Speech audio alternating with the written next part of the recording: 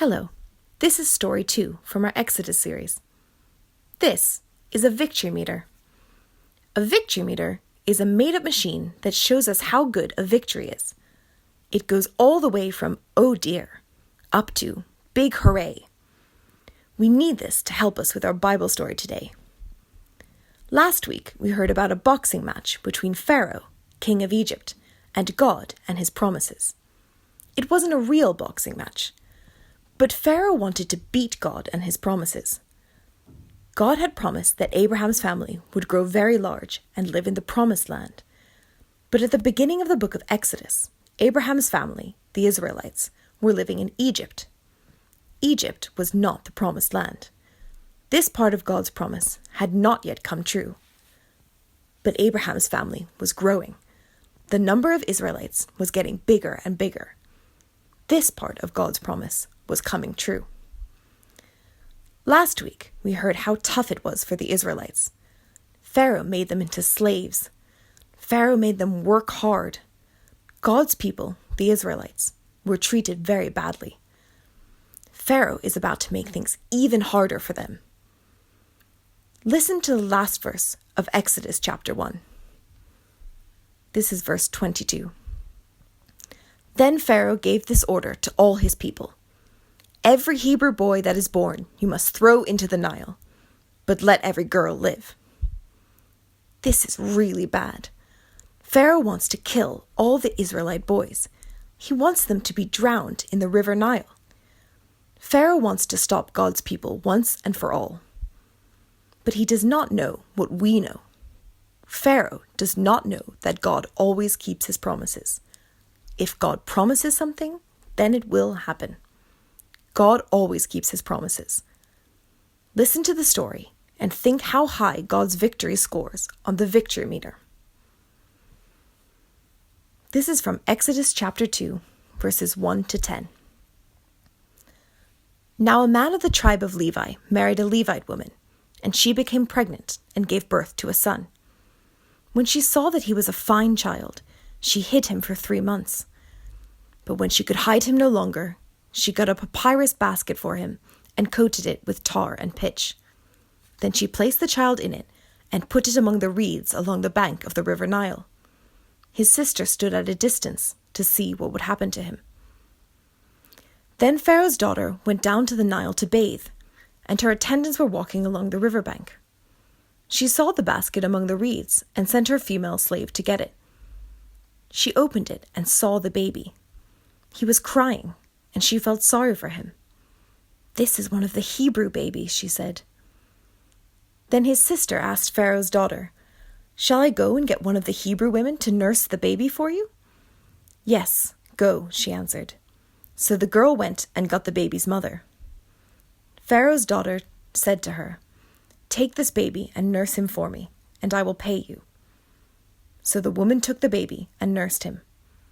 When the child grew older, she took him to Pharaoh's daughter, and he became her son. She named him Moses, saying, "I drew him out of the water." Where should we mark this on the victory meter? I think this is a big hooray. The baby Moses is saved from the river Nile. He's even saved by Pharaoh's daughter. It's big hoorays for what happens to Moses. But what about the rest of the Israelites? Were all the other boys saved from the Nile? No. That's very sad. The rest of the Israelites still suffer badly. Maybe we should move the victory meter back down to the bottom again. Pharaoh hasn't won, but out of all the Israelites, only Moses seems safe now. Does God even see what's going on and how his people suffer? Does he even care? Well, it looks bad for the Israelites, but Moses is not a slave. He's living with Pharaoh's daughter. Maybe God kept Moses safe for a reason. Let's listen to what happens next and think how high this part scores on the victory meter.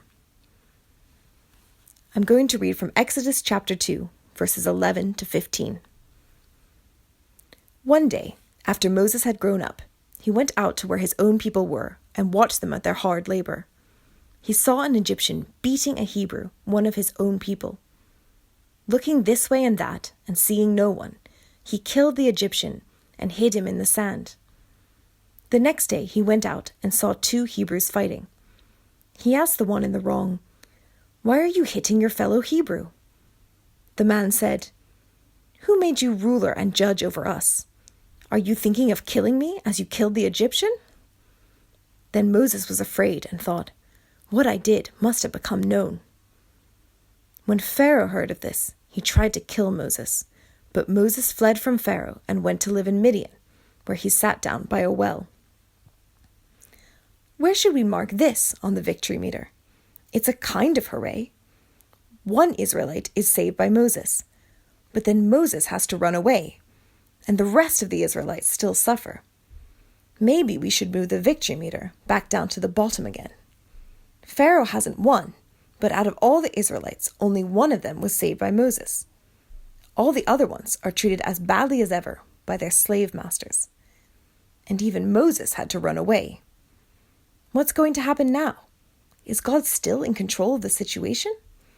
Does he even see what's going on with his people in Egypt? Let's listen to what happens next and think how high this part scores on the victory meter. This is Exodus chapter 2, verses 16 to 22. Now a priest of Midian had 7 daughters, and they came to draw water and fill the troughs to water their father's flock. Some shepherds came along and drove them away, but Moses got up and came to their rescue and watered their flock.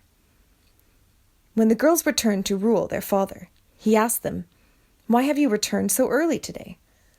They answered, "An Egyptian rescued us from the shepherds. He even drew water for us and watered the flock."